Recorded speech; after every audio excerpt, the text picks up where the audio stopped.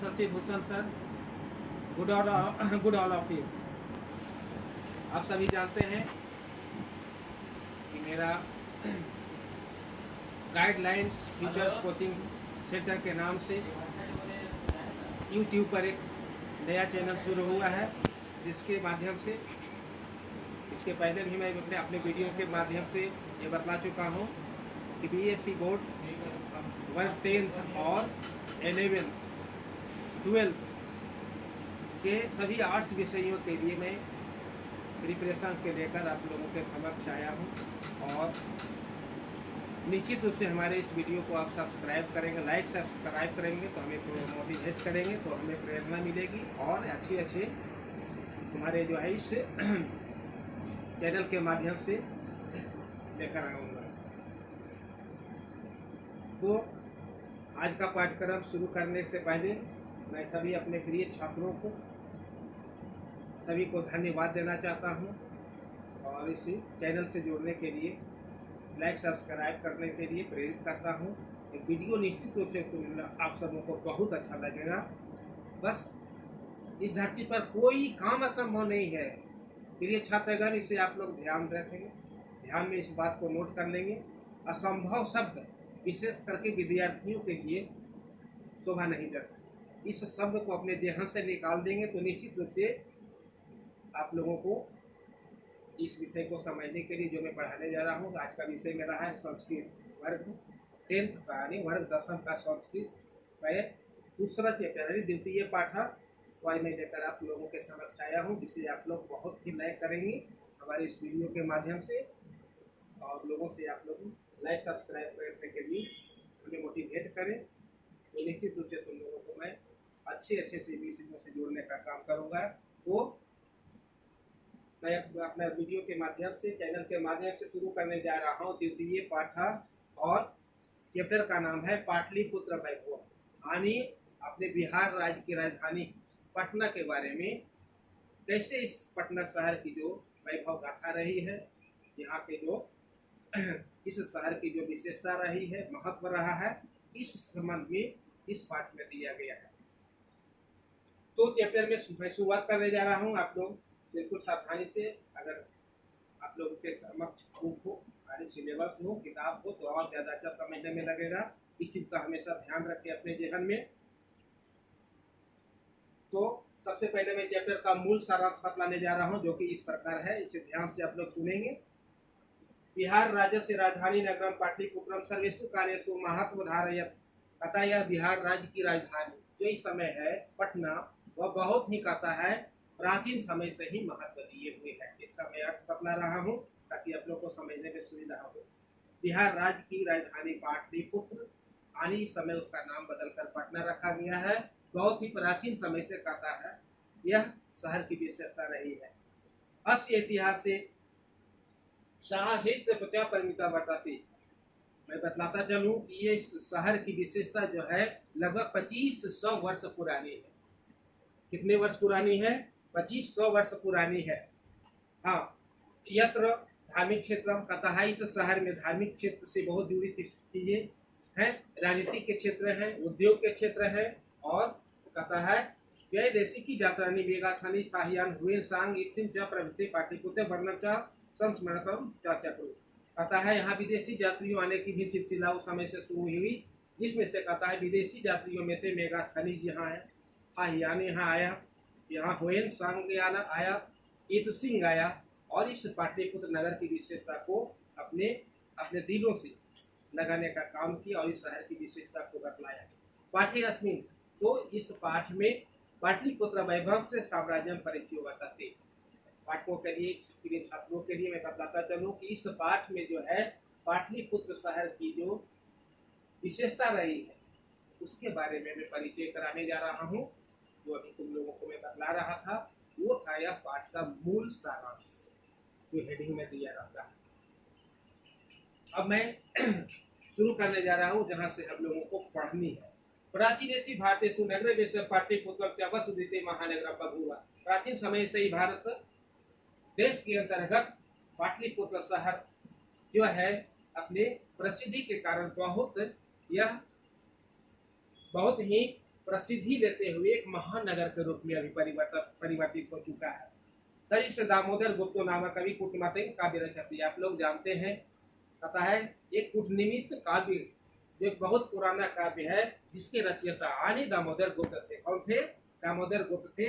कहता है यही दामोदर गुप्त ने अपने कूटनीति काव्य में इस शहर की विशेषता के बारे में एक श्लोक के माध्यम से दिए हैं, जो श्लोक इस प्रकार है, इसका अर्थ मैं बतलाऊंगा।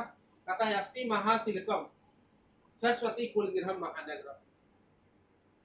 उसके महाकाव्य कूटनीति काव्य में दामोदर गुप्त लिखी हुई जो काव्य है उसमें लिखा हुआ है, कभी इस शहर में माँ सरस्वती का गृह हुआ करता था। माँ सरस्वती जो विद्या की जननी है, प्रिय पाठक सभी लोग जानते होंगे, उन्हीं की आराधना में हम लोग जो है आज खड़े हैं और उन्हीं की अनुष्ठाष्टी होगा। नाम ना पाटलिपुत्र परिमित पुराना स्थान। जिस समय दामोदर गुप्त की जो कूटनीति काव्य आया था उस समय कहता है उसमें लिखा गया है कि यह नगर जो है कभी माँ सरस्वती का कुल गृह हुआ करता था। माँ सरस्वती यहाँ निवास करती थी और इसी के चलते है इस शहर की कुछ अपनी धार्मिक विशेषता है। नाम ना पाटलिपुत्र परिभूत पुराना। जिस समय माँ सरस्वती का कुल गृह हुआ करता था उस समय इस शहर का नाम पुरंदरपुर रखा गया था। क्या रखा गया था? पुरंदरपुर रखा गया था। इतिहास से सूर्यते गंग्यास्त्री बुद्ध काले पाटलिग्राम स्थिति। इतिहास इस बात का गवाह है, इतिहास में यह सुना जाता है कि गंगा नदी के किनारे बुद्ध काले पाटलिग्राम स्थित। कहता है जिस समय बुद्ध भगवान पाटलिग्राम आए थे, एक छोटा सा यह गाँव था। यह नगर जो हम लोग देख रहे हैं, महानगर जो देख रहे हैं, एक छोटा सा गांव था। यह तो चाहे भगवान बुद्ध बहुत कितनों समागता, यहाँ भगवान महात्मा बुद्ध कितने बार इस नगर को आए थे। किम कथमितु च ग्रामोदयम महानगरम भविष्यति। और यही महात्मा बुद्ध ने इस नगर के बारे में एक अपनी भविष्यवाणी की थी। क्या की थी? भविष्यवाणी की थी कि एक दिन जाकर यह नगर जो है आने वाले भविष्य में कुछ समय में जाकर महानगर के रूप में परिवर्तित हो जाएगा, महानगर के रूप में बदल जाएगा। लेकिन महात्मा बुद्ध एक और बात बतलाए थे, उनकी एक और भविष्यवाणी इस नगर के बारे में थी। वह क्या है? गलहा से अग्नि दाह से जल पुरस्य च भयाते सर्वदा कर्तव्य च भविष्यति। महानगर में तो परिवर्तित यह शहर हो जाएगा, लेकिन इस शहर में दो चीजों से हमेशा डर बना रहेगा। वह है बाढ़ और कलहस्य अग्निदाहस्य और याग। आनी इन दो चीजों से इस शहर को हमेशा कलह रहेगा, डर बना रहेगा। कालांतरे पाटलिग्राम एवं पाटलिपुत्र कथित। हम लोग जानते हैं कालांतर मतलब होता है इस समय कहता है इस पाटलिपुत्र पाटलिग्राम को अब बदलकर इस गांव का नाम रखा गया पाटलिपुत्र। चंद्रगुप्त मौर्य शासक काल नगर से शोभारक्षा व्यवस्था अति उत्कृष्टाचा बरती। पता है जिस समय चंद्रगुप्त मौर्य का शासन काल, मौर्य वंश का जो आगमन हुआ था, यानी चंद्रगुप्त मौर्य के शासन काल में यहाँ इस नगर की रक्षा व्यवस्था जो थी अति समृद्ध थी, अति शक्तिशाली थी।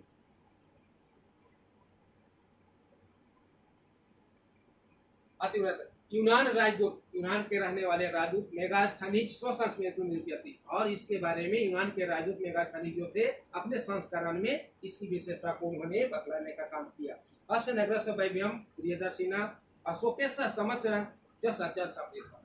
मौर्य शासन के अगले शासन काल में सम्राट अशोक का जब शासन काल आया तो इस नगर की विशेषता जो है वह 4 गुनी बढ़ गई। यानी सम्राट अशोक के शासन काल आते आते पटना शहर देखते देखते जो है उसकी समृद्धि वह बहुत ज्यादा विकसित हो गई।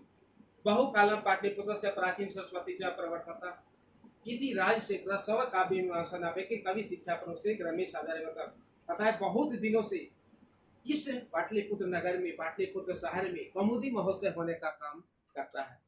हर एक वर्ष कौमुदी महोत्सव यहाँ कवियों का सम्मेलन होता है और यह काव्य मीमांसा कवि शिक्षा प्रभु के जो काव्य मीमांसा इनका ग्रंथ लिखा गया है उसके रचयिता राजशेखर हैं।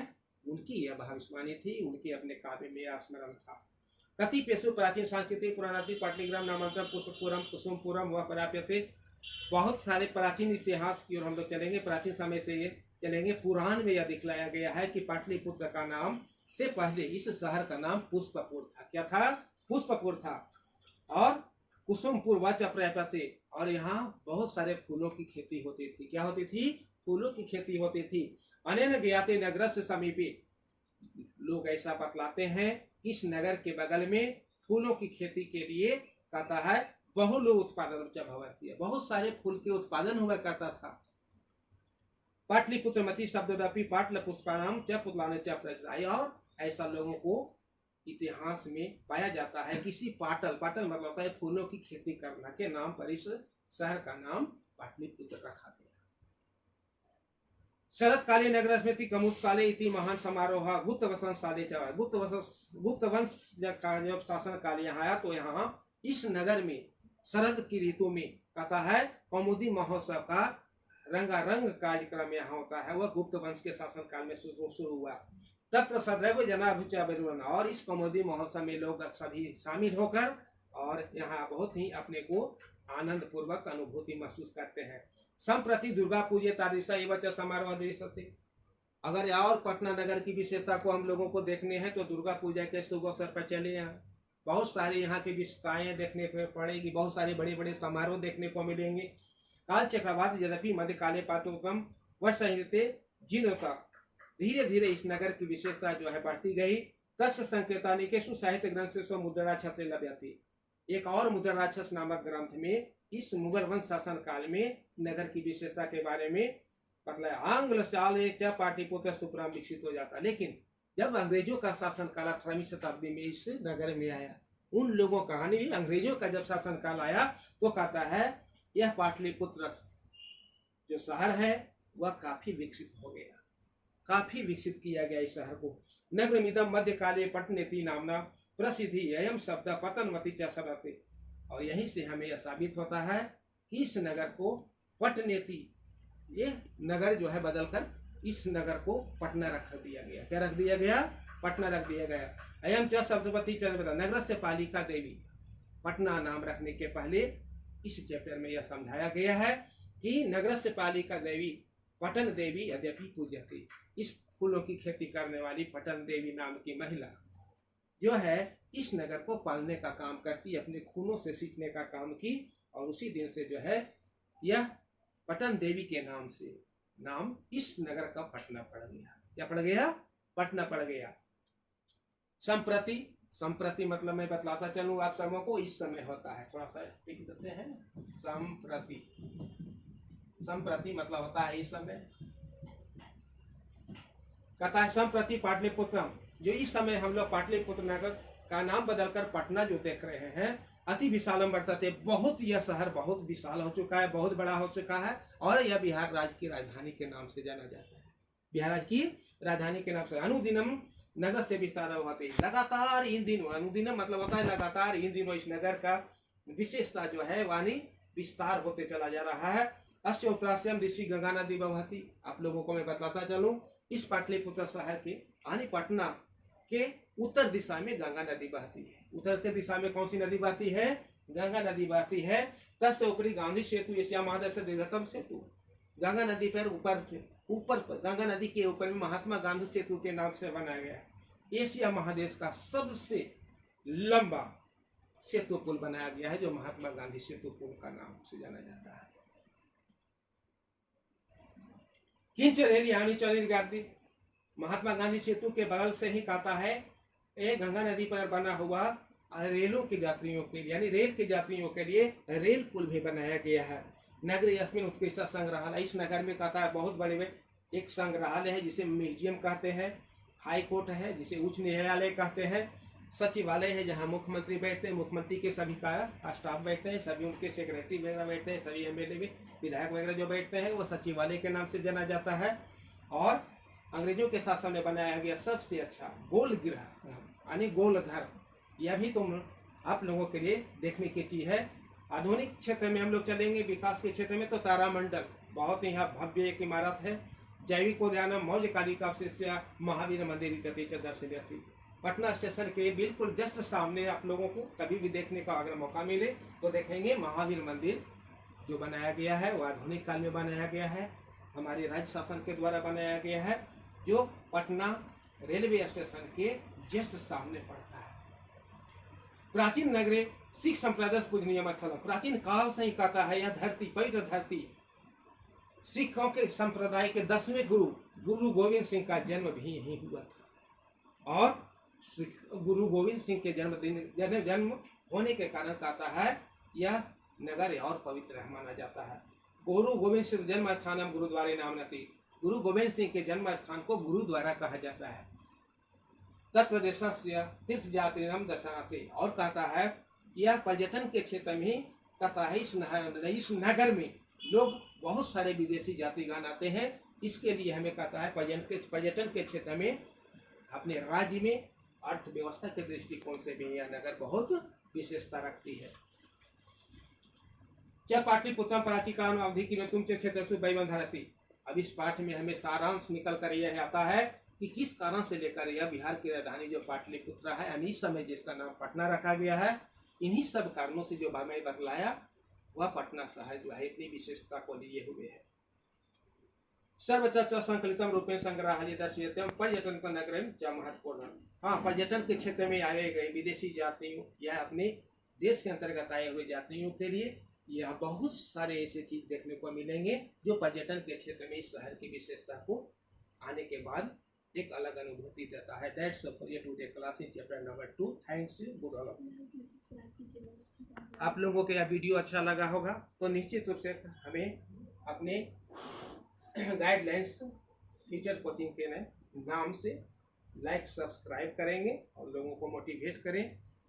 मैं दुगने उत्साह के साथ नेक्स्ट वीडियो में मैं हमेशा आप लोगों के बीच समक्ष खड़ा रहूँगा और जितना बेहतर से बेहतर है कि शिक्षक होने के नाते जितना भी हमसे बन सकेगा तुम लोग के अंदर पोटेंशियल देने का काम करूँगा।